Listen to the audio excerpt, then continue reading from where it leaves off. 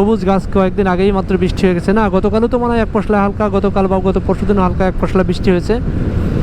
Toll plaza 2 kilometre আছে, তার মানে I am near about to Padma সেতু।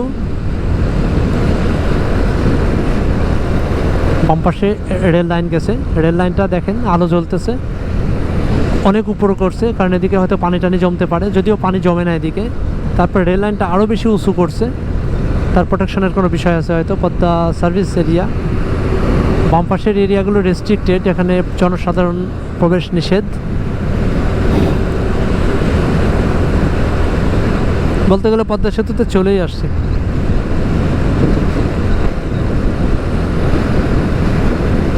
খিদা লাগছে রে ভাই, সকালবেলা চা খেয়ে আসলাম, 3টা বিস্কিট খেয়েছি, এখন খিদা লাগছে।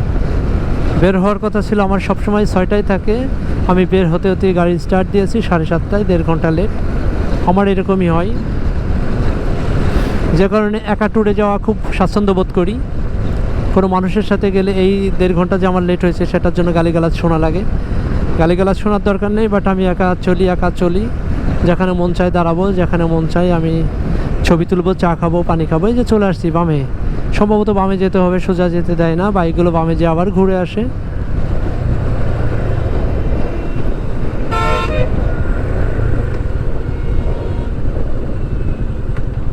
মোটরসাইকেলের লেন যে দেওয়া আছে, পদ্মা সেনানিবাস মাওয়া পুনর্বীর।